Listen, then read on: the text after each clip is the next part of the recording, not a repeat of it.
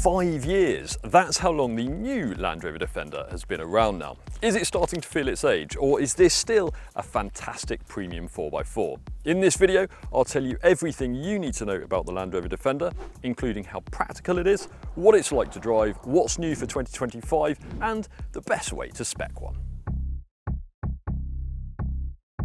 But let's start by considering just how popular this car is, because in the UK alone last year, Land Rover sold more than 17,000 Defenders. That's more than Skoda sold Karoq, its most popular model. In fact, in some parts of the southeast where we are now, and London particularly, you almost see more Defenders than you do Nissan Qashqais. And to prove that point, I'm going to drive around for 5 minutes and count how many I can spot.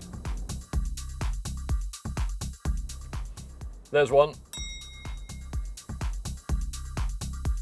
There's one down that side road there. There's another one coming towards us now. There's another one. There's a Defender there parked up. There's another one coming down here. There is a Defender there, having a wash. Defender, there's one. There's another one there. So that's it. The timer has finished, and we have seen 8 Defenders in just 5 minutes. And a lot of that time we've been stuck in traffic. So that is pretty crazy when you consider that the cheapest Defender you can buy in the UK costs more than £57,000. There's another one, another one. That cheapest version is called the Defender 90. It's about 4.3 metres long, not including the spare wheel hanging on the back, and you can have it either as a 5-seater or as a 6-seater with a jump seat on the front row. But if you want rear doors, then you'll need to go for at least the Defender 110, which is what this car is. I'm actually running this car for a few months as part of a long-term test, so after you finish watching this video, of course, click the link up there at the top, head over to whatcar.com and you can read my updates on this car. Also, it's worth noting that we will be putting this actual car in a big comparison test up against the Toyota Land Cruiser and the Ineos Grenadier very, very soon. So hit subscribe, switch on notifications, and we'll let you know as soon as that video goes live. Anyway, back to the Defender 110, and it is about 45 centimetres longer than the Defender 90. Like that car, you can have it with 5 or 6 seats, but the 110 is also available as a 7-seater with a 3rd row right at the back of the car, as long as you aren't going for the plug-in hybrid, that is. But if that still isn't big enough for you, there's the humongous Defender 130. That has a longer overhang at the back here, so it's about 5.2 metres long, again, before you've even factored in that spare wheel. Depending on which version of the 130 you go for, you can have it as a 5, a 7, or even an 8-seater. Now, about this spare wheel, it might look cool. It was an iconic feature on the original Defender, of course, and if you plan to take your car serious off-roading, it will make that spare easier to access than if it were underneath the car or perhaps under the boot floor. But how many Defender owners actually do that? They're far more likely to use their car for the school run or perhaps to go shopping in, and this arrangement does have its drawbacks. You see, because this wheel is quite heavy, it means the tailgate can't be hinged at the top because it would be pretty much impossible to open. So instead, it is hinged at the side here, and that means to access the boot, you have to swing open this huge door. And obviously you need quite a bit of space behind the car to be able to do that. So if you're parking in a supermarket car park, you're probably best to go nose in. There is actually a sensor on the infotainment screen that tells you how close you can get to whatever's behind you when you're reversing and still open this door. But remember, this is quite a long car, so if you do that, your nose is probably going to be sticking out of the parking bay. And also, although on the key fob there is a button that suggests this tailgate might be able to be opened electrically, it doesn't actually do that. All it does is unlock it, so you will have to open this door manually. Not a huge problem, although you don't have to give it too much of a slam when you're closing it, because some versions are available with a soft closed tailgate, so you just give it a bit of a push and the car takes care of the rest of the job for you. Another annoying thing I've found is that if you park the driver's side of the Defender on the edge of a curb, the tailgate won't stay open, which is really annoying when you're trying to load or unload something big or heavy. Anyway, enough about the tailgate. What about the actual boot? Well, as you can see, there is a nice big square opening and no lip at the entrance. That's very handy, but the amount of space inside isn't that amazing. Sure, the load bay is quite tall, but it's not that long, and certainly you'll fit more in the boot of something like an Audi Q7 or a Land Rover Discovery. This particular car has a compressor on the wall of the boot there. That's available as an option and takes away a bit of space. And if you go for a 7-seat Defender 110, then even with the third row folded away into the floor, you will lose a few litres of space. If you go for a 5-seater though, then there is some underfloor storage. And you might have noticed this big box hanging on the side of the car. That is available as an option on the Defender 90 and the 110, and it gives you an extra 24 litres of storage. The idea being that you can put muddy boots in there or anything else you don't want in the main boot area. But I actually found another use for it on a recent holiday to France, because it's very handy for slotting a few bottles of wine in the back there, and you can use this netting here to stop them rattling around. So the Defender 110 is pretty practical, although if you want an enormous boot to match something like a BMW X7 or a Land Rover Discovery, then you will want to go for the enormous Defender 130. The Defender 90, on the other hand, that actually has a smaller boot than a lot of family hatchbacks like the Volkswagen Golf, for example, so that is definitely best avoided if you're looking for a practical family car. Now, under the bonnet, we think the diesels suit the Defender best, both the D250, which has about 250 brake horsepower, and this D350, which, as the name suggests, has about 350 bhp. Both of those engines do have mild hybrid technology, but don't get too excited about fuel economy, because I've done more than 3,000 miles in this car already, and I've only been getting just over 28 mpg. Even official fuel economy is only in the low 30s. If you really don't want a diesel, there is also a petrol plug-in hybrid version of the Defender. It doesn't have a particularly great all-electric range. It can only do about 30 miles on a full charge, but it is probably still the one to go for if you're a company car driver paying benefit in kind tax. Definitely don't go for the 5-litre V8 petrol in the P425 though, unless money really doesn't matter at all, because yes, it's very fast and it sounds quite nice, but it's hugely expensive and the fuel economy is terrible. You'll be lucky to get more than 20 mpg in the real world. There's an even more powerful 626 brake horsepower V8 engine in the Defender Octa. The Octa is a heavily modified version with a wider track and beefed up suspension, and it's fantastic off-road, especially if you spec the optional all-terrain tyres, but at £150,000 it's hardly the sensible choice.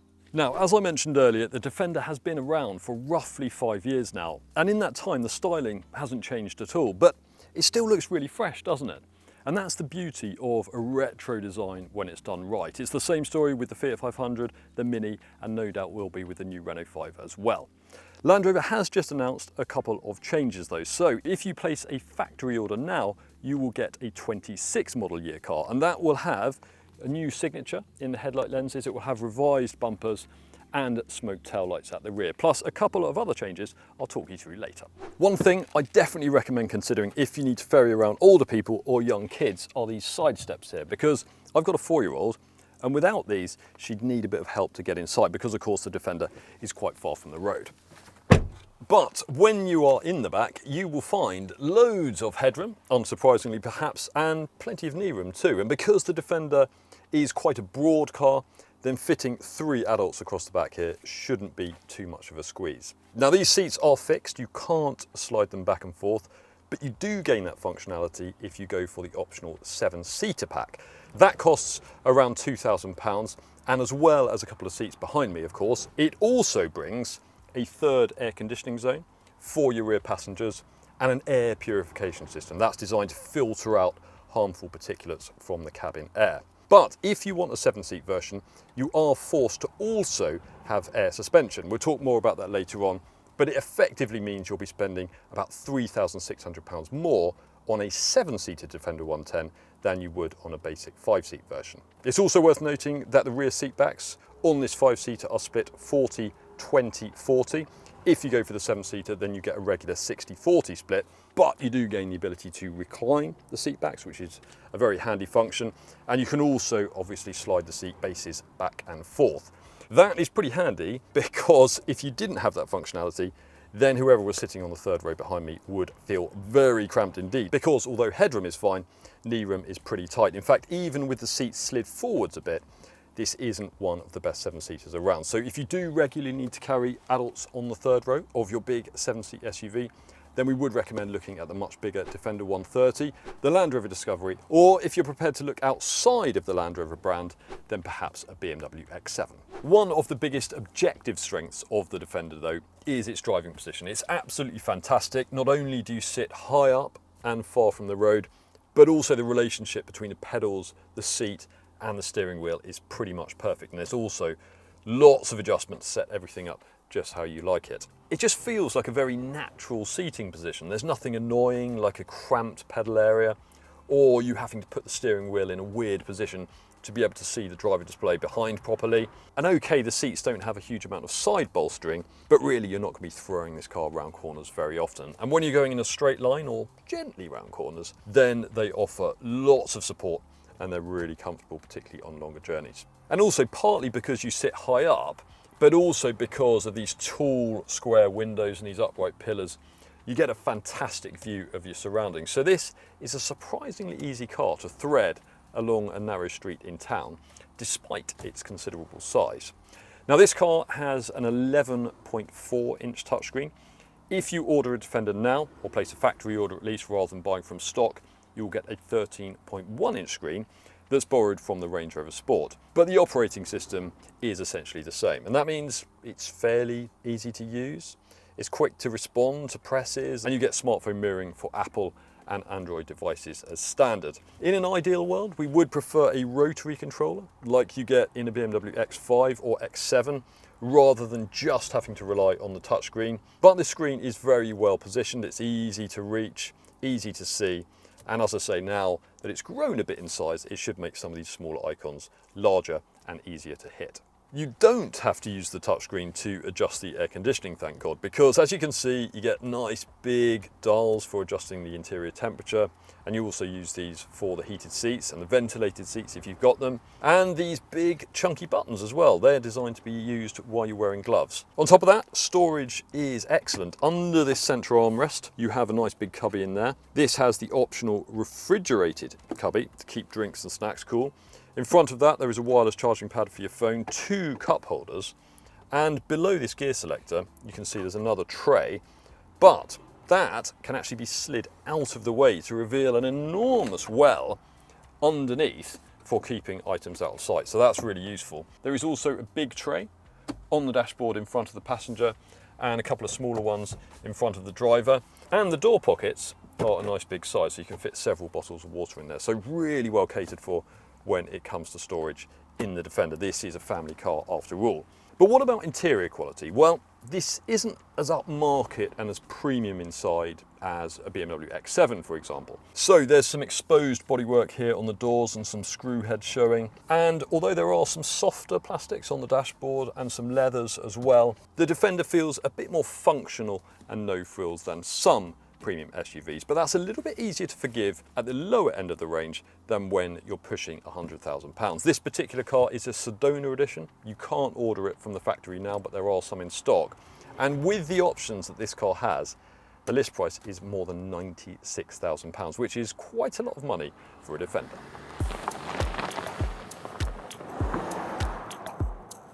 Now, the diesel engines in the Defender are some of the best around. They are strong across the rev range, they're smooth, and they're also quiet, and what noise they do make isn't unpleasant at all.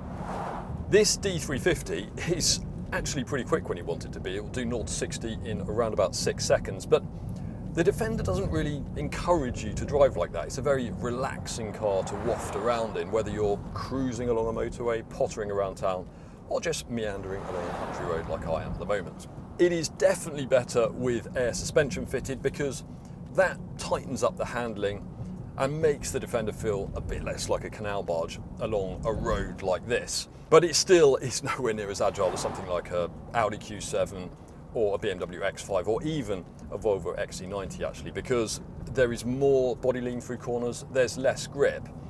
But although the steering is quite slow, it is very well judged for weighting and it gives you a good sense of connection with the front wheels.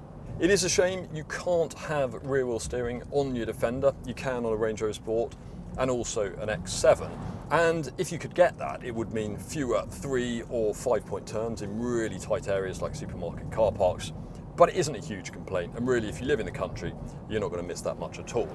This particular car has massive 22-inch alloys on it, but with air suspension, the ride isn't too bad. Again, it isn't Q7 or X7 good, but this doesn't crash over potholes like a Mercedes GLE can, and any side-to-side movement is quite gentle, so it doesn't annoy you too much.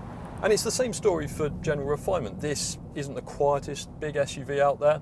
The boxy shape means it cuts through the air about as well as a blunt knife through a piece of old tough steak. So there is quite a lot of wind noise, but road noise, well subdued, and you can barely hear the engine at all at a steady cruise. Now, we're not going to go into off-roading too much here because we have done plenty of that with the Defender already.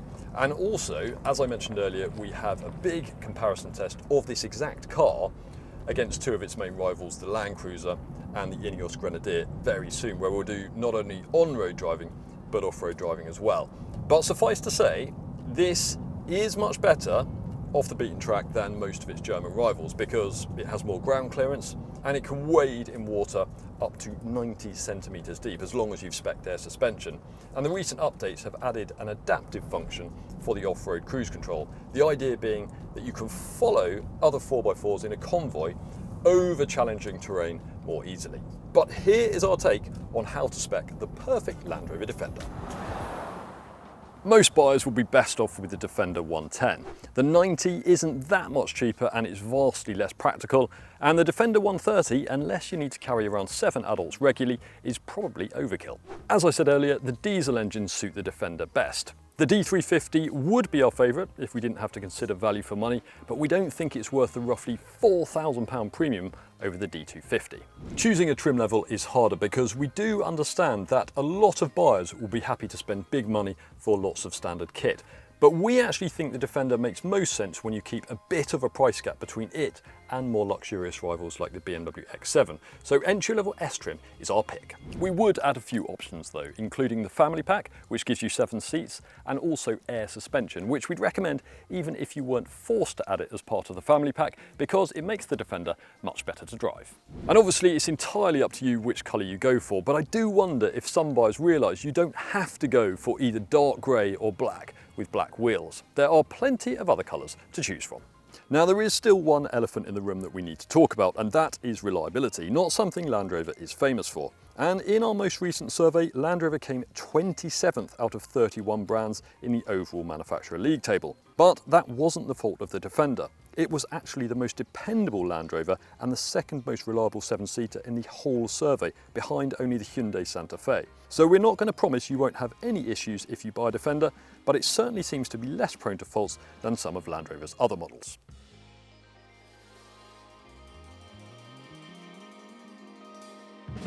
So the Defender might be getting on a bit, but it is still a great buy, especially if you avoid the really expensive versions. It's decent to drive, it's practical, it has a 5-star Euro NCAP safety rating, and its enduring desirability means it should hold on to its value really well. Thanks for watching this review. Let us know what you think of the Land Rover Defender in the comments below. And if you want to watch our triple test of this car against its 2 main rivals, click the link up there. For our full detailed written review of the Land Rover Defender, click there to head to whatcar.com.